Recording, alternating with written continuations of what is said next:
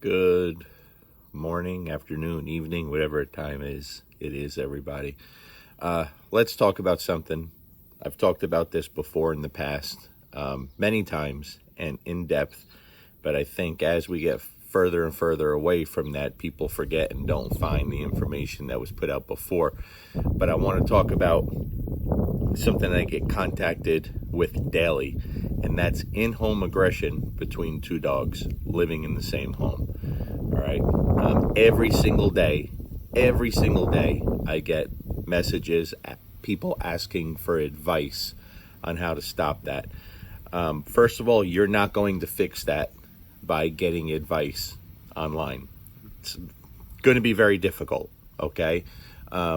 If you have a good understanding of how dogs work and function, and you have a little bit of ability with the dog, you could probably get yourself along the way with the right information. But in my opinion, they are the most difficult cases to have true everlasting success with. I say true everlasting success because this quick fix stuff, you see people showing this, that it's not realistic and it's not real. Okay.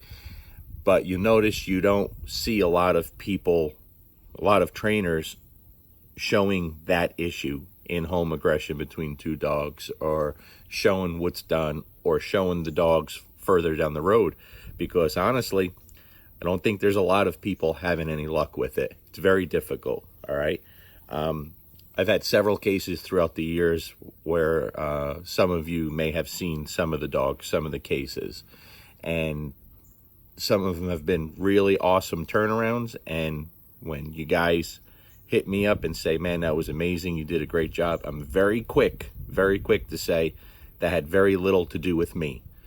That is all on the owners, because that's the truth. Okay. The only way that issue is fixed is coming from the owners, not a trainer. A trainer, at least this is my opinion, it's a very strong opinion. To truly fix that, it has to come from the owners. That's why I don't even like doing board and trains with those kind of dogs. I don't do it for the most part.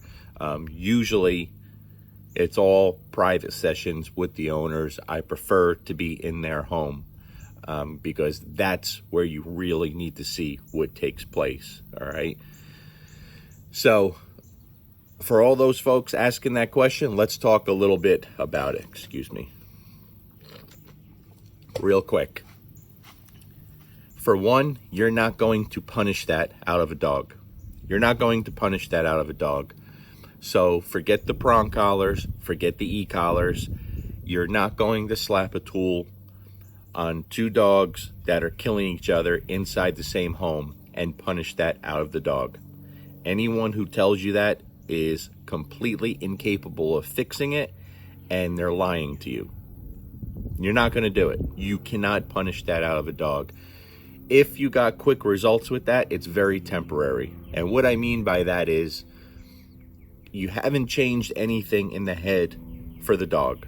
It's still there. Getting a dog to avoid pain from any type of punishment is not changing the dog. The dog just avoids that situation when you are around. That's it. The second there's an opportunity, or the second the desire to go back in for the kill is stronger than the fear of the punishment, it's going to happen. So that will never, ever fix that. Using food and treats, and getting the dog to offer other behaviors, or working on teaching the dog an outlet, or to focus on you once they get engaged or right before they get engaged, not going to work either. Doesn't happen. Okay. Does not work. There has to be a lot more than that. There are plenty of things on the purely positive side that are effective in help assisting the dogs away, and there's plenty of things on the balance side of dog training that help further the progress of actually fixing this. But in a nutshell, what it comes down to is the owners. Every single person in the household has to take complete control of the dog's lives, period. okay, has to take complete control. And a lot of people don't want to do that. So when I get contacted from someone with this problem, and this is going to run on a little bit, guys, and it's not going to be exciting, believe me, but this is something I hear every day. So when I get contacted by clients with this issue, I won't take them all on, because I know after talking to someone if it's even possible or not, okay? If I hear someone say, tell us what to do and we will do it, I'll accept them. I will take on that case and we will fix it. We will be successful. But it takes an owner to say, whatever we have to do, we will do, because it's that difficult. It is that difficult to do. And you have to remember, for the most part, that situation inside the home created because of the people living there, okay? Either not doing what needed to be done to keep harmony in the house, or doing something to break that harmony inside the home. We as people do that, all right? I've talked about it many times with all the dogs I've had through the years. You guys have seen a lot of them. We have 2 males and a female all intact right now. Even when Mango's in heat and stuff, we've never had a dog fight in our house, never. And we don't separate them. They're always together. They eat together. They could have raw meat and bones together. They could be together playing when Mango is in heat, or when I have someone's dog here that's in heat. There is no fighting. And it's very simple, because there's no confusion amongst the dogs. They live in our home. They are part of our life. They are part of our family. But they don't get to make the decisions, especially when they're young, that's going to create conflict and trouble inside the home. All right? So every case I take on, it's the same thing. The dog is allowed to pretty much do what it wants, when it wants, how it wants. Everything. From eating when it wants, how much it wants, to sleeping in the bed with the owners, to dominating the furniture, to scratching on the door to go out, to, people teaching a dog how to hit a bell to go out, to having toys laying around, to allowing the dog to invade your space without being invited, to allowing the dog to not get out of your space when told to go. All these little things, allowing the dogs to roughhouse inside the home, allowing it to go too far, okay? Allowing things when these dogs are puppies, thinking it's cute. You have to understand, you're not raising a puppy, you're raising a dog. So it's not fair to teach a dog that this is okay when it's 8 weeks old, 12 weeks old, 20 weeks old, and then when it's a year old, 2 years old, get on the dog and be disgusted because the dog has these habits. You're teaching that, all right? There's so many little things that have to be done. If you can't put your dog on a leash with just a flat collar and go for a nice structured walk with the dog at your side peacefully and not pulling you around, how can you accomplish anything else if you can't accomplish the most basics of skills, the most basic of skills, the most basic of communication between owner and dog? If you can't do that without putting an e-collar and a prong collar on the dog, forget about fixing a problem as serious as 2 dogs killing each other inside the home. Can't be done, okay? One of the big things that has to be addressed is you can't allow it to happen at all. So most people are not proactive enough. What I mean by that is the dogs will usually give you tons of signs that something's going to happen. There's tension, there's something. And people allow it to go too far, and then it escalates. And once it gets to a certain point, everything explodes. You can't do that, okay? So, for instance, simple things. If you know these dogs have a history, okay? And let me address that. There's 2 types of cases. Dogs that want to kill each other whenever they get together inside the same home where they're totally separated. And then you have dogs that are fine most of the time. But out of the blue, randomly, that's what people think randomly, but it's not. They kill each other. I find it easier to fix if you have 2 dogs that can't stand each other and want to kill each other at all times, okay? Because those situations, people have to be on guard all the time. They're easier to work through the process. But when you have dogs that get along and then every now and then they just go at it, people are very lax and allow things that they shouldn't, and it's harder to change the mindset of the owner in that case, in my opinion anyway, and from my experience. Okay, so let's say you have two dogs that do get along fine most of the time, but these fights happen and they're bad. All right, you have to be completely diligent in controlling every aspect of that dog's life.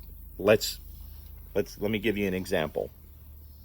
You have one dog laying down, being peaceful, sleeping on the ground, and the other dog goes over there to approach that dog to just get in his space or to wake him up to play something totally harmless. You're failing if you allow that. You can't allow that, because that's something that could lead to a little bit of play, a little bit of excitement, and then the fight. That dog approaching that dog needs to see you get up, step in that space, and send that dog away. The one approaching, you go. More importantly, the dog laying down on the ground has to see it doesn't have to do anything. You're going to take care of that. All right? And then you want to go even further. The dog that was laying down peacefully, doing nothing, after you send that dog away, you get going. You send that dog the other way. All right? People are going to say, well, why? That dog didn't do nothing. No, not at all. You took care of everything. But you still have to remind them, that space that you're laying on, that's my space, and I need you to move. You have to go. You go that way, you go that way. Now, you're controlling everything, okay? And what you have to understand, all these little things make a big difference in the most difficult of cases, dogs attacking, right? All this stuff is extremely beneficial in life, period, with your dogs, with all behavioral issues, but 100% necessary when you have something as serious as two dogs killing each other, okay? I'll give you another example. Dogs that can't be together, that want to kill each other the second they get together. People make the mistake of they separate them physically, what has to be done, but they separate them socially also. That's a mistake. That's a mistake. What do I mean by that? Those dogs have to be together socially, okay? Meaning they're crated side by side. They are together in the same room all the time. When one is in the crate, the other one is out, and you're doing everything in front of that dog. That dog that has freedom being out of the crate, it goes to approach the crate of the dog crated, same concept. You're stepping in there, go. Can't do that, okay? And vice versa. When the other one's out of the crate, the other one's back in the crate. But when people separate dogs socially, meaning you put one in one room, one in the other, you're never going to fix it. Dogs have to be together. And the more they're together socially like that without incident, and it's without incident because you're preventing it by having one in a crate or both in a crate or one leashed while the other's in a crate. You understand what I'm saying? These things are extremely beneficial. It can't allow it to happen. If you do drop your guard and you make a mistake and the one that is free is over at the crate and they're going at it through the crate, it's not your job to get excited and lose composure. You have a leash on the dog that's free. You control the dog, you pull it away, and you put it down right there. Again, you're controlling that space, but you're not going to remove it socially, okay? If you have dogs in the same home that are aggressive and get into fights, then, in my opinion, you're crazy not to have one of these on. Dominant dog collar at all times, with some kind of short leash. This is a 12-inch little short leash. You could even get them smaller, a couple inches long with like a wooden tab on it. And they have to have them on at all time. I can't stress this enough, because if the dogs lock up, if you make a mistake and there's a dog fight, when you have this on the dog, okay, you order these fitted to the correct side. I get these on Learberg. You order them fitted so they stay high on the dog's neck. A slip collar that you put over the dog's head doesn't count. It's not as effective because it hangs down. These here, you get the exact size that you need for the dog's neck. It goes around the neck like this and then clips like this, and the leash goes on here, okay? And if the dogs lock up, I can't explain to you how easy it is to pull them off the bite without harming the dog. The first time, I've been using those for years. I've been talking about those. They're like 14, 15 bucks, cheap piece of equipment. The very first time I ever used one is saved Bruno, my Rottweiler. I was working with a big, powerful male Rottweiler, extremely dog aggressive, and I screwed up. I underestimated this dog's speed and strength, and he got on top of Bruno on his back, and I was able to get that dog off like nothing. Because when you can control the head and you can control the breath, the dog comes off very easily. So if you have dogs with these issues, you have to have some kind of equipment on there that can get the dog off. A prong collar is the worst thing you could put on that dog. That's not going to do anything except create more frustration. Same thing with an e-collar. Don't put an e-collar on a dog and they get into it and you start lighting this dog up. It's going to be worse, okay? It's going to be worse. You have to be physically involved with these dogs, controlling all aspects of everything.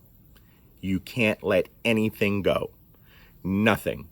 And if you are not willing to do that, then you have to get rid of one of the dogs, if not both. And that's hard to hear for some people, but you have to be realistic, okay?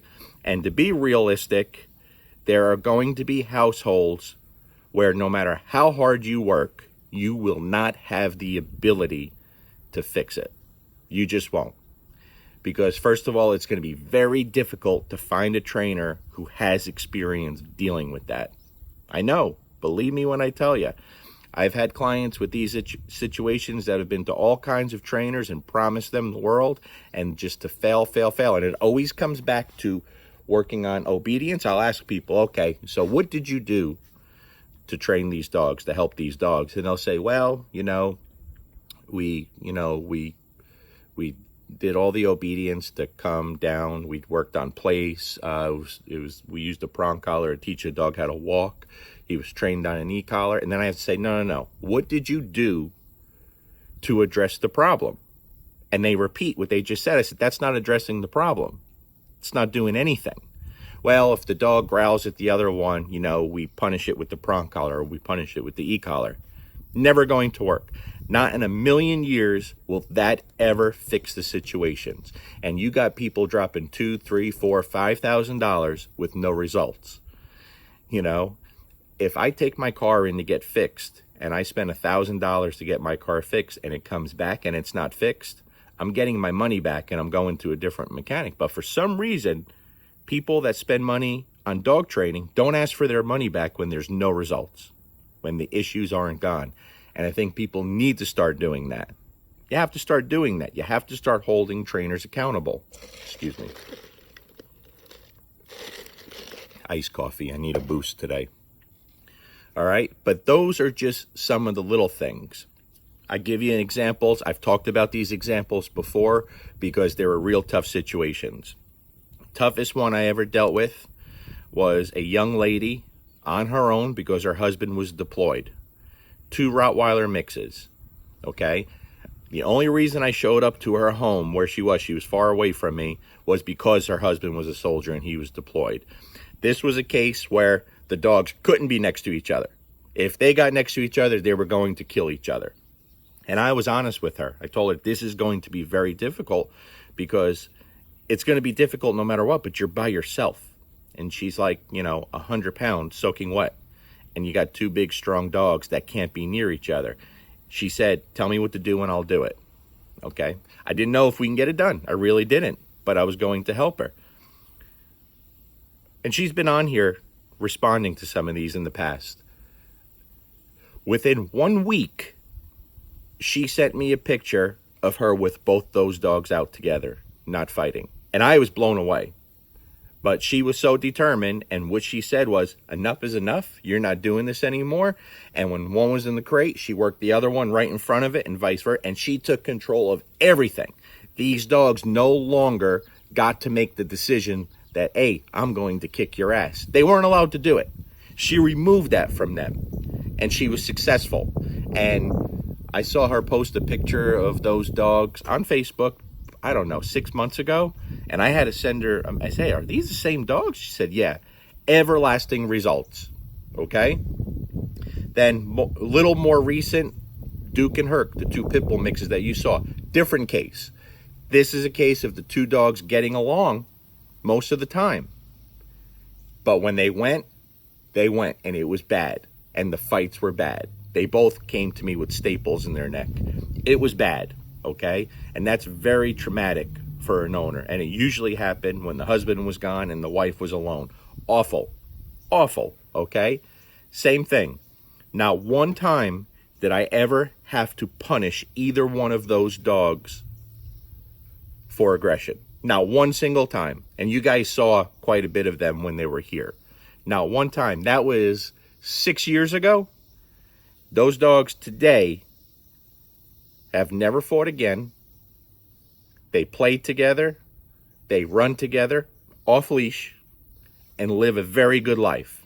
Because again, those owners, phenomenal people, said to me, tell us what to do and we'll do it. We don't want to get rid of either one. And as a matter of fact, I'm supposed to see them, and I keep telling them I'm coming out there and I haven't made it out there. They live in a place where I never get to, but I need to go see them and do a little update and work with the dogs a little bit on some obedience and stuff. And I'd really like to see them actually too, and that's on my end because they're always willing. But two different cases, same end result, same horrible fights, but they both not only stopped it temporary, guys, they stopped it permanently. And as far as for me, what I did there, I had very little to do with it. Very little. My job was to educate the owners why these dogs were doing it and what needs to be done to stop it. That simple. What needs to be done to stop it, not temporarily, but for the rest of the dogs' lives. Okay? So for all the messages I get, I'm just going to send this video from now on. Obedience is important. I'm not saying it's not. Do it also.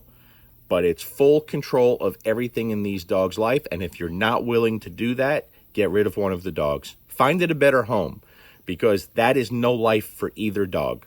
Living a life of separation is no life for either dog. Get rid of one of them. Find the proper home for that dog. Okay? It's tough. Again, in my opinion, the toughest cases. Same home, two dogs wanting to kill each other. It's not easy, guys. It's not easy. But it's not fixed through rewards, and it's not fixed through punishment.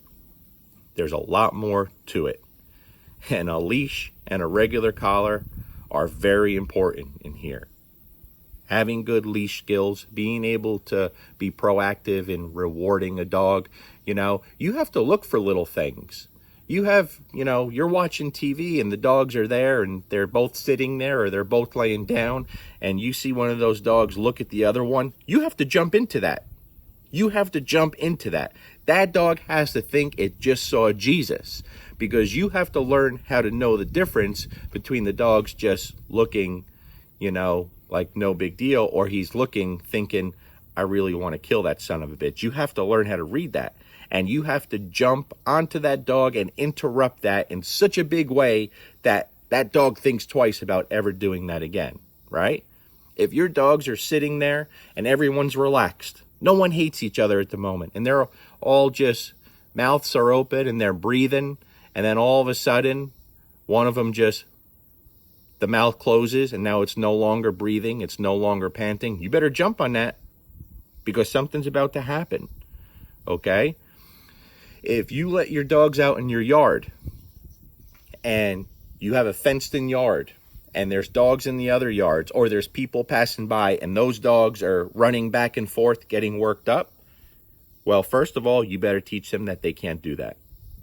Because if you have dogs getting excited, if there's people or dogs passing, or people or dogs in the next yard, and they're running all worked up and excited, they're going to fight. They're going to fight. So, for one, you don't leave your dogs in the yard by themselves. You get your lazy ass out there and you stay with them and you control it. And you don't allow that. If that means one of them stays on a leash or both of them stays on a leash, well, then you have to do that.